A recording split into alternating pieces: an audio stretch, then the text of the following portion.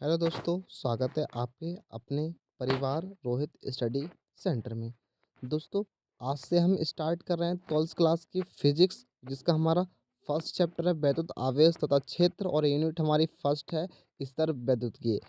अब फ्रेंड, उससे पहले हम समझ लेते हैं कि स्तर वैद्युतिकी क्या होती है, और इसमें हमारा फर्स्ट चैप्टर हम पढ़ेंगे वैद्युत आवेश तथा क्षेत्र। तो फ्रेंड्स, उससे पहले हमें आपको पता होना चाहिए कि वैद्युत स्थिति क्या होती है।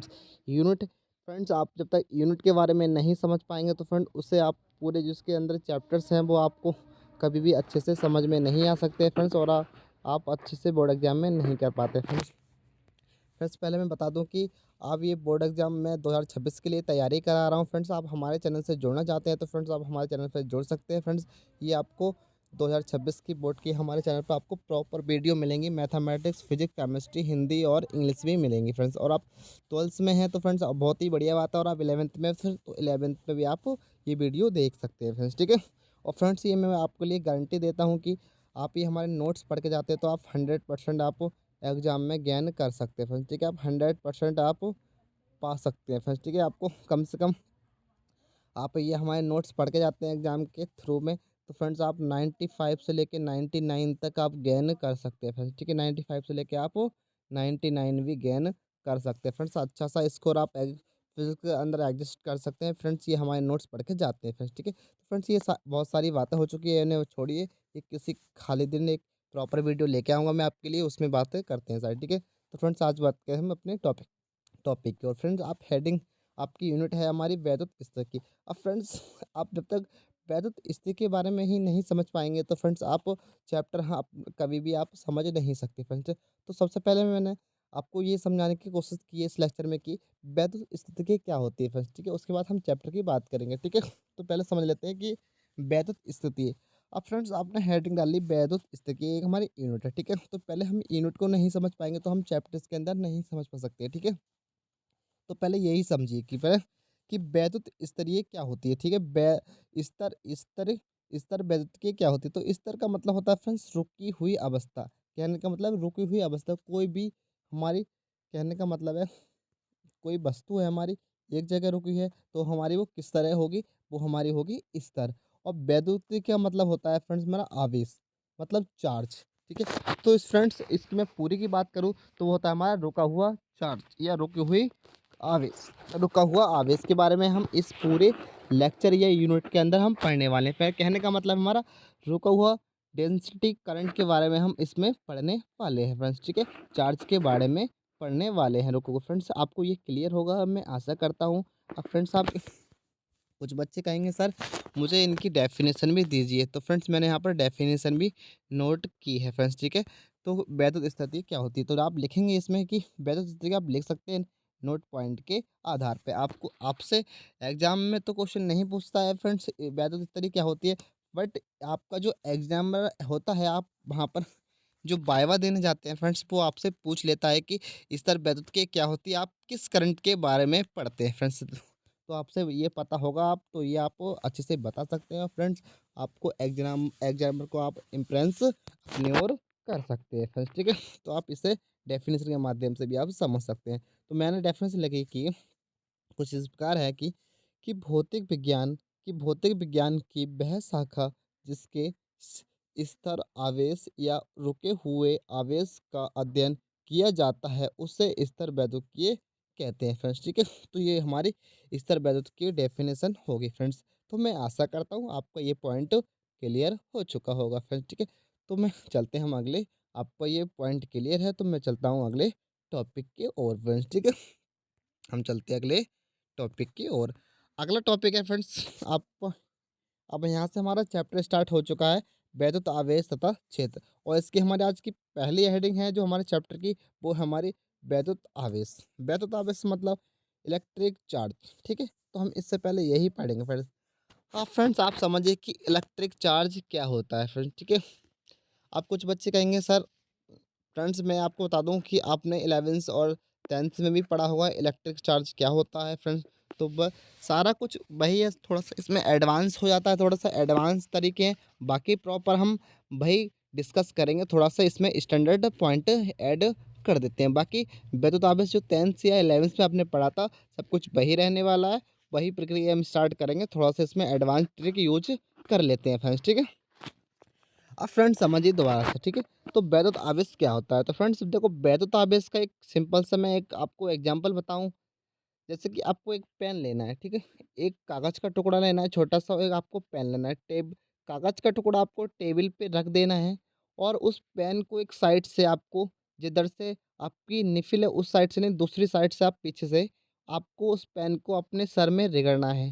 काफ़ी थोड़ी देर तक आपको 2 से 1 से 2 मिनट आपको उस पेन को आपके सर में रगड़ना है। उसके बाद आप उस पेन के साइड से, जिस साइड से आपने रगड़ा था, उस साइड से आपको उस कागज़ के टुकड़े को उठाना है फ्रेंड्स, ठीक है? उठाना है। तो फिर वो कागज़ आपका उस साइड से उठ जाएगा, और फ्रेंड्स उठ जाएगा तो उसमें जो उठता है फ्रेंड्स, वो किसके कारण होता है? तो उसमें एक जो पेन में क्या जाता है, हमारा वैद्युत आवेश हो जाता है फ्रेंड्स, ठीक है?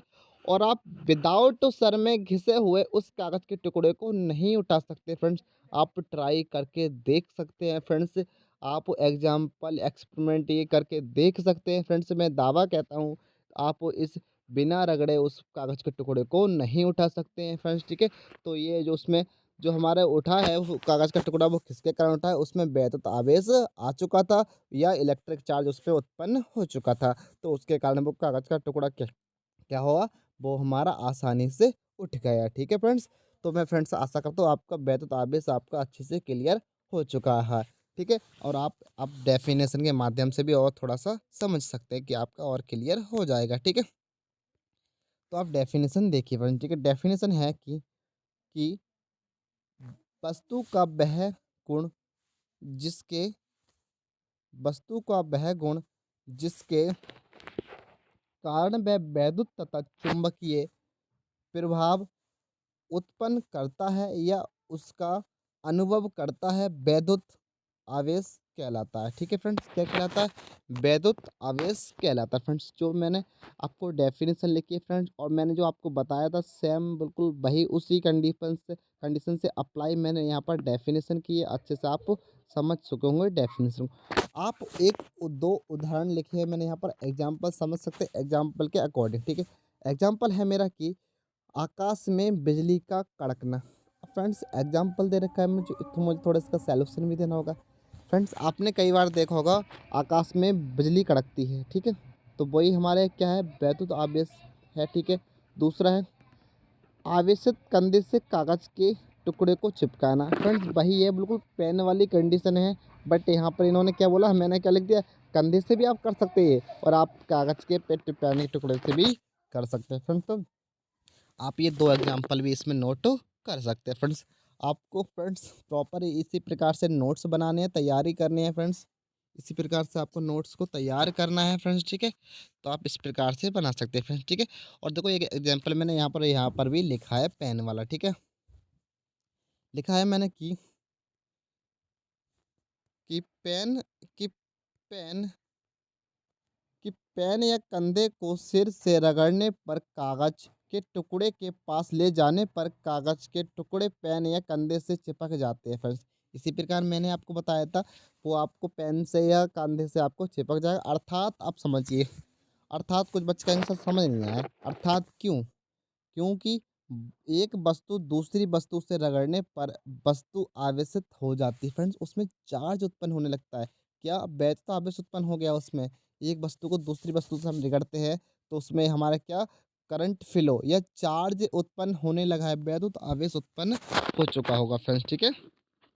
तो फ्रेंड्स मैं आशा करता हूँ आपके ये दोनों पॉइंट क्लियर हो चुके होंगे। तो हमारा वैद्युत आवेश आपसे पूछता है एग्जामिनर, आपका एग्जाम में क्वेश्चन आता है। तो फ्रेंड्स मैं आशा करता हूँ आपको इसमें कोई डाउट नहीं रहा होगा, और कोई भी फिर भी इसमें डाउट रहता है तो फ्रेंड्स मुझे कमेंट्स बॉक्स में आप बता सकते हैं फ्रेंड्स, ठीक है?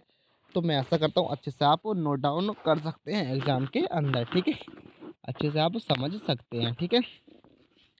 अब अगली हेडिंग है वैद्युत आवेश के प्रकार। तो फ्रेंड्स आप अगली हेडिंग डाल लीजिए, वैद्युत आवेश के प्रकार।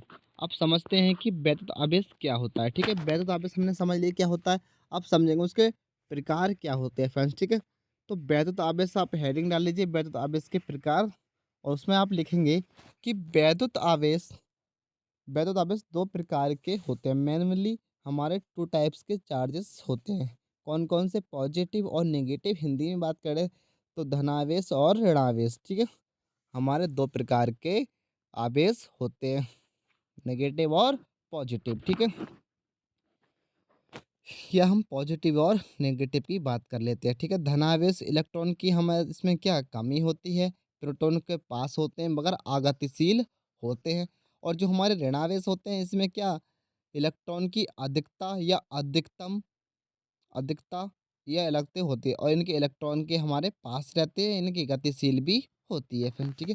तो ये आपके धनावेश और ऋणावेश दोनों पॉइंट क्लियर हो गए। अब समझते हैं इनके नोट पॉइंट, ठीक है? आप नोट पॉइंट डाल लीजिए फ्रेंड्स। इनको धनावेश और ऋणावेश को आपको समझना है तो आप इस तरीके से ही समझ सकते हैं फ्रेंड्स। अच्छे से आपका ये पॉइंट क्लियर होगा, ठीक है? आप समझते हैं हम, ठीक है? इसके बारे में, ठीक है? मैं आपसे कहूँ कि फ्रेंड्स आपको 2 चार्जेस लेना है। आप ले लीजिए 2 पॉजिटिव, पॉजिटिव मैंने आपको 2 चार्जेस दे दिया, ठीक है फ्रेंड्स? तो वो किस दोनों सेम है तो वो किस प्रवृत्ति के कहलाएँगे? हमारे समान प्रवृत्ति के कहलाएँगे। और दोनों को आपको पॉजिटिव, पॉजिटिव मैंने चार्ज दे दिया तो वो क्या करेंगे? तो वो क्या करेंगे हमारे? प्रतिकर्षण करेंगे। क्या फ्रेंड्स? प्रतिकर्षण करेंगे फ्रेंड्स, ठीक है? प्रतिकर्षण वो करेंगे, ठीक है? अब मैं बाई चांस आपको नेगेटिव, नेगेटिव चार्जेस दे दूँ तो? आपको नेगेटिव, नेगेटिव चार्ज दे दूँ तो फ्रेंड्स ये भी क्या करेंगे मेरे? प्रतिकर्षण ही करेंगे फ्रेंड्स। क्या करेंगे? ये मेरे प्रतिकर्षण ही करेंगे फ्रेंड्स, ठीक है? अब बाय चांस किसी बच्चे ने बोल दिया सर नहीं, मुझे तो नेगेटिव पॉजिटिव दे दीजिए, तो फ्रेंड्स वो कहेगा सर ये भी प्रतिकर्षण करेंगे, समान प्रवृत्ति के होंगे। नहीं, ये हमारे किस ये हमारे विपरीत विपरीत विपरीत प्रवृत्ति के होंगे हमारे। किसके होंगे? विपरीत प्रकृति के होंगे हमारे, ठीक है? और ये हमारे प्रतिकर्षण नहीं आकर्षण होंगे। क्या होंगे हमारे? आकर्षण होंगे ये फ्रेंड्स। क्या? ये हमारे आकर्षण होंगे। अब किसी बच्चे ने कहा सर ये आपको अच्छे से मेरे 3 पॉइंट क्लियर होंगे फ्रेंड्स। अब किसी बच्चे ने कहा सर मैंने ये तीनों पॉइंट ले लिए, अब इसमें एक पॉइंट बनता है मेरा सर कि मुझे पॉजिटिव और नेगेटिव लेना है, तो ये कंडीशन भी क्या प्रवृत्ति में होगा? ये विपरीत कंडीशन का है। हाँ बच्चा, ये भी हमारा क्या होगा? विपरीत। ये हमारा क्या होगा? विपरीत कंडीशन का होगा फ्रेंड्स। क्या? विपरीत प्रवृत्ति का होगा। और ये हमारा क्या होगा? इसमें भी हमारा क्या होगा? आकर्षण होगा, ठीक है फ्रेंड्स? क्या होगा हमारा? आकर्षण होगा, ठीक है? तो ये कंडीशन हमारी 2 कंडीशन इसमें क्या आकर्षण होंगी और 2 कंडीशन हम इसमें क्या होंगी? प्रवृत्ति की होंगी। 2 हम समान समान लेते हैं तो वो हमारे समान प्रवृत्ति के हो जाते हैं और 2 अलग पॉजिटिव नेगेटिव लेंगे तो हमारे विपरीत हो जाएंगे, या पॉजिटिव नेगेटिव लेंगे तो विपरीत प्रकृति होंगे। इन दोनों में क्या होगा? हमारा आकर्षण होगा फ्रेंड्स, ठीक है? तो मैं आशा करता हूँ फ्रेंड्स आपको ये अच्छे से समझ में आएगा कि ऋणावेश और धनावेश क्या होते हैं फ्रेंड्स, ठीक है? इसमें आपका कोई भी डाउट नहीं रहा होगा फ्रेंड्स। आपको कोई भी डाउट रहता है तो मुझे आप हमें कमेंट्स माध्यम के बॉक्स से पूछ सकते हैं, ठीक है? फ्रेंड्स मैंने यहाँ पर थ्योरी में भी यही लिखा है कि समान प्रवृत्ति के आवेश के बीच प्रतिकर्षण तथा समान विपरीत विपरीत आवेश के बीच आकर्षण होता है फ्रेंड्स, ठीक है? तो मैंने यहाँ पर भी यही आपको समझाया है, ठीक है? इसके माध्यम से आप फ्रेंड्स अगली हेडिंग डाल लीजिए सहजातीय आवेश। फ्रेंड्स सहजातीय आवेश और विजातीय आवेश फ्रेंड्स इसी से रिलेटेड हैं जो कि हमने आपसे अभी पढ़ा था धनावेश और ऋणावेश के माध्यम से ही, ठीक है? तो सहजातीय आवेश फ्रेंड्स आप हेडिंग डाली होगी तो आपको इसमें लिखना है कि सहजातीय आवेश वह होते हैं जो कि हमारे समान प्रवृत्ति वाले होते हैं, जैसे कि नेगेटिव नेगेटिव पॉजिटिव पॉजिटिव, ठीक है? तो यही होता है हमारा सहजातीय आवेश। और विजातीय आवेश जो होते हैं हमारे नेगेटिव पॉजिटिव हमारे विपरीत वाले जो होते हैं वो होते हैं हमारे विजातीय। जैसे एक हमारा नेगेटिव पॉजिटिव हो गया या हम ले सकते हैं पॉजिटिव नेगेटिव, तो हमारी कौन से में आ जाएंगे? हमारे विजातीय आवेश कहलाते हैं फ्रेंड्स, ठीक है? आप इस प्रकार इन्हें नाम भी दे सकते हो। तो फ्रेंड्स मैंने यही लिखा, देखो समान प्रवृत्ति के आवेश को सजातीय आवेश कहते हैं, विपरीत प्रवृत्ति के आवेश को विजातीय आवेश कहते हैं फ्रेंड्स, ठीक है? तो आपका ये दोनों पॉइंट आपको अच्छे से क्लियर होंगे फ्रेंड्स। तो मैं आशा करता हूँ आप अच्छे से ये दोनों पॉइंट भी समझ चुके होंगे, ठीक है? तो चलते हैं इसके साथ अगले टॉपिक की ओर, ठीक है? अगला टॉपिक है फ्रेंड्स आज का हमारा आवेश। आज हम सारा कंप्लीट कर जाएंगे फ्रेंड्स, ठीक है? फिर अगले बार अगली हेडिंग देखेंगे फिर, ठीक है। आप हेडिंग डाल लीजिए आवेश तथा या आवेश का मात्रक व बीमा देखेंगे फिर, ठीक है। अब हमने आवेश की डेफिनेशन पढ़ ली, उसके प्रकार पढ़ लिए, तो फ्रेंड्स इसके अब बस की बारी बचती है इसके हमारे मात्रक तो हमने पढ़ा ही नहीं सर, और बीमा इसकी क्या होती है। तो आप आज के लेक्चर में ये कुछ बच्चों का कमेंट रहा होगा फ्रेंड्स, तो फ्रेंड्स उनका कोई भी डाउट नहीं रहता है फ्रेंड्स, मैं आपको सारे डाउट आज क्लियर कर दूंगा, ठीक है। और कोई भी डाउट रहता है तो फ्रेंड्स हमें कमेंट बॉक्स के माध्यम से बता सकते हैं फ्रेंड्स, ठीक है। तो आवेश का हमारा जो एसआई प्रति में मात्रक जो होता है फ्रेंड्स, वो होता है हमारा कूलाम। क्या होता है हमारा फ्रेंड्स, वो आवेश की प्रति में जो हमारा मात्रक जो होता है हमारा, वो होता है हमारा क्या होता है हमारा कूलाम होता है फ्रेंड्स, ठीक है। और आवेश का जो एम के प्रति में जो होता है हमारा, वो होता है हमारा क्या, एम्पियर सेकेंड, ठीक है। फ्रेंड्स दो प्रकार के हमारे मात्रक, जैसे तीन चार प्रकार के वैसे मात्रक होते हैं, अधिकतर आपसे एसआई मात्रक पूछता है या एम के पद्धति में आपको मात्रक पूछता है।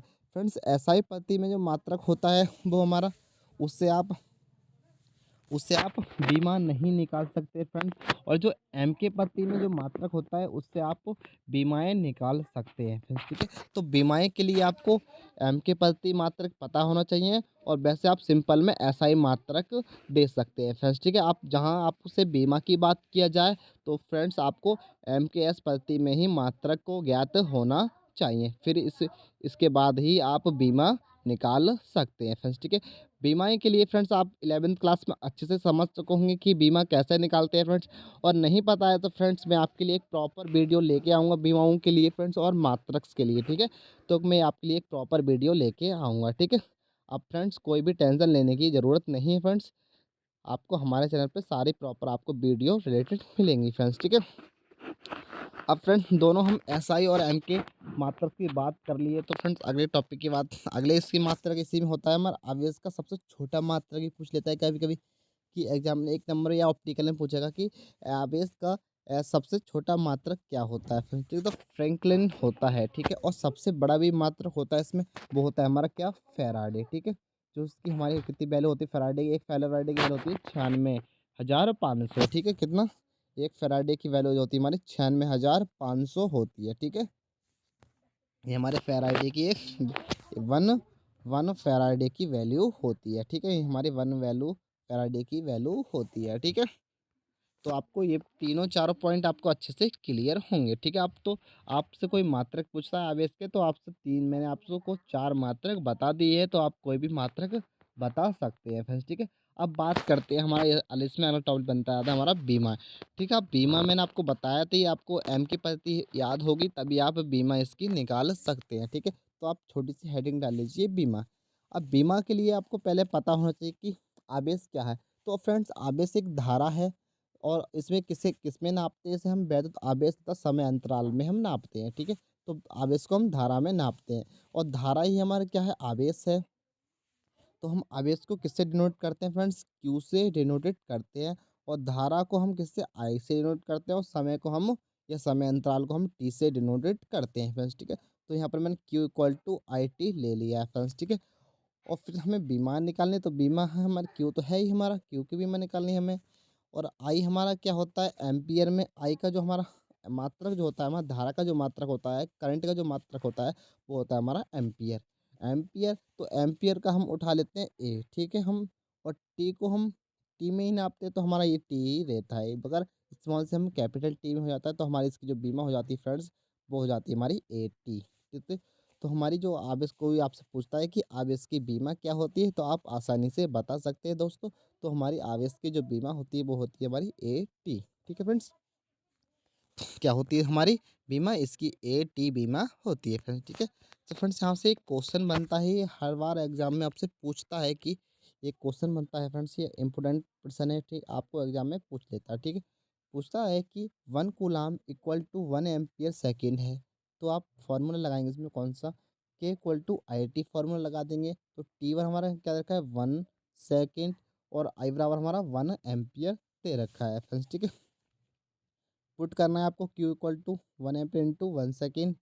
अब है देखो 1 एम्पियर तो 1 सेकेंड तो 1 एम्पियर, तो सेकेंड हमारा क्या 1 हो जाएगा, तो क्या हो जाएगा हमारा 1 एम्पियर इंटू सेकेंड, तो ये हमारा इसका क्या बन जाएगा, ये बन जाएगा, ठीक है। तो आप क्या रख सकते हैं, तो हमारा ये 1 कूलाम है, तो 1 कूलाम की जगह क्या रख सकते हैं हम, 1 कूलाम टू इंटू रख सकते हैं हम 1 एम्पियर इंटू सेकेंड रख सकते हैं फ्रेंड्स, ठीक है। यही हमारा इसका एग्जाम्पल का आंसर हो चुका है, आप आंसर भी लिख सकते हैं, ठीक है। इसका आंसर हो चुका है, ठीक है। अब चलते हैं अगले और अब इसमें समझिए फ्रेंड्स, एक पॉइंट है, ठीक है। अब समझ लेते हैं इसमें कि यदि किसी चालक में 1 सेकंड में 1 एम्पियर की धारा प्रवाहित हो तो आवेश की मात्रा 1 कूलाम होगी फ्रेंड्स। जो मैंने आपको ऐसे समझाया था ये आया है फ्रेंड्स, मैंने यहाँ पर वही नोट डाउन करा है, कुछ एक्स्ट्रा इसमें यूज़ नहीं किया है फ्रेंड्स, ठीक है। तो फ्रेंड्स इसके माध्यम से भी समझ सकते हैं या आप डायरेक्टली भी समझ सकते हैं। यदि मैंने लिखा है यदि किसी चालक में 1 सेकंड में 1 एम्पियर की धारा प्रवाहित हो तो आवेश की मात्रा 1 कूलाम होगी। कहने का मतलब है हमारा, देखो समझिए आप, 1 कूलाम इक्वल टू वही लिखना है हमें 1 एम्पियर, ठीक है, और इंटू सेकेंड। यही तो है ना हमारा, यही तो पूछ रहा है, तो यही तो लिखा है मैंने भी, तो यही हमारे ये आया था, यही हमसे पूछ रहा है फ्रेंड्स, ठीक है। तो आशा है ये आपको, मैं आशा करता हूँ ये आपको अच्छे से क्लियर हो चुका होगा फ्रेंड्स, ठीक है। और एक पॉइंट यहाँ पर आपको ये भी क्लियर होना चाहिए कि नोट पॉइंट डाल लीजिए फ्रेंड्स आपको कि इलेक्ट्रॉन पर आवेश क्या होता है हमारा, तो वो होता है माइनस का पूछेगा इसमें, तो माइनस में फिर 1.6 माइनस का 10⁻⁻19 कूलाम होता है। क्या एक इलेक्ट्रॉन का आवेश होता है। प्रोटॉन का आवेश जो होता है हमारे ई से स्टूडेंट करते हैं, तो इसमें पॉजिटिव होता है हमारा, तो 1.6 इंटू 10⁻⁻90 कूलाम होता है। अब एल्फा कण के लिए आवेश क्या होगा हमारा, वो होता है हमारा 2e, 2 से मल्टीप्लाई कर देंगे और 1 इंटू 10⁻⁻90 कूलाम से इसमें मल्टीप्लाई कर देंगे, तो जो हमारा जो बनता है वो बनता है हमारा 3.2 इंटू 10⁻19 कूलाम बनता है फ्रेंड्स, ठीक है। तो ये हमारे अच्छे से क्लियर आपके होंगे। अब इसमें पूछेगा कि द्रव्य इलेक्ट्रॉन का द्रव्यमान क्या होता है, तो फ्रेंड्स द्रव्यमान क्या होता है 9 × 1 × 10⁻31 kg होता है। प्रोटॉन का द्रव्यमान होता है जो हमारा, इसे कहते हैं हम, इसे तो हम इलेक्ट्रॉन का द्रव्यमान से हम किस शो करते हैं एम ई से, और प्रोटॉन एम पी एक ले लेते हैं, इलेक्ट्रॉन का ई ले लिया इसमें और प्रोटॉन का पी ले लिया, तो एम पी, एम से हमारा द्रव्यमान और पी से हमारा ये हो जाता है, ठीक है। तो इसका और प्रोटॉन का द्रव्यमान क्या होता है हमारा, तो 1 × 6 7 × 10⁻⁻27 kg होता है फ्रेंड्स, ठीक है। तो फ्रेंड्स आपको ये भी अच्छे से क्लियर होना चाहिए कि कितना किसका द्रव्यमान होता है फ्रेंड्स, ठीक है। आशा करता हूँ आपको ये भी पॉइंट तीनों चारों क्लियर हो चुके होंगे, ठीक है। और इसमें एक पूछ रहा है कि ई इलेक्ट्रॉनिक आवेश या मूल आवेश है, तो फ्रेंड्स ये है, ठीक है। एक पॉइंट डाल लीजिए, अच्छे से आपको समझ में आ जाएगा, ठीक है फ्रेंड्स। आप अगली हेडिंग डाल लीजिए मूल आवेश, ठीक है। फिर अगले नेक्स्ट लेक्चर में स्टार्ट करेंगे, ठीक है। लास्ट हेडिंग है आज के लेक्चर की, फिर अगले नेक्स्ट लेक्चर में करेंगे, ठीक है। तो आप हेडिंग डाल लीजिए मूल आवेश। फ्रेंड्स समझेंगे कि मूल आवेश क्या होते हैं। तो फ्रेंड्स जो मूल आवेश होते हैं वो हमारे न्यूनतम मात्रा के मूल आवेश कहते हैं इन्हें। जैसे कि समझिए, आप लिखिए इसमें कि किसी भी आवेशित वस्तु पर आवेश की न्यूनतम मात्रा मतलब कम से कम मात्रा को मूल आवेश कहते हैं फ्रेंड्स। जैसे कि हमने कोई भी आवेश लिया, उस पर हम कुछ भी ना लगाएं तो हम न्यूनतम कम से कम आवेश तो लेंगे ही उसके अंदर, कम से कम आवेश लेते हैं हम, तब उसे ही हम क्या कहते हैं, मूल आवेश कहते हैं फ्रेंड्स, मूल आवेश कहते हैं। तो आपको यही लिखना है कि किसी भी आवेशित वस्तु पर आवेश की न्यूनतम मात्रा को मूल आवेश कहते हैं फ्रेंड्स। तो फ्रेंड्स आपका मूल आवेश अच्छे से आपका क्लियर होगा। आपसे 1 या 2 नंबर में पूछेगी डेफिनेशन, तो आपसे आपको ये लिखना है कि आपसे पूछेगा कि मूल आवेश क्या होता है, या ऑप्टिकल में यहाँ से बन सकता है कि मूल आवेश किस पर हो सकता है। तो आपको क्या लिखना है इसमें, न्यूनतम मात्रा आपको वहाँ पर लिखा होगा, तो आपको न्यूनतम मात्रा टिक कर देना है फ्रेंड्स, ठीक है। तो अच्छे से आप ये समझ गए होंगे फ्रेंड्स। तो आज के लिए आपको अच्छे से समझ में आया होगा सारा टॉपिक फ्रेंड्स। तो आपको मैं आशा करता हूँ अच्छे से आपका क्लियर होगा, ठीक है फ्रेंड्स। अब चलते हैं फ्रेंड्स, मिलते हैं एक नेक्स्ट लेक्चर के साथ। जब तक जय हिंद, जय भारत, जय वंदे मातरम फ्रेंड्स। और वीडियो पसंद आई हो तो फ्रेंड्स वीडियो को लाइक करें, कमेंट्स करें, अपने फ्रेंड्स लोगों में शेयर करें। Thanks for watching video.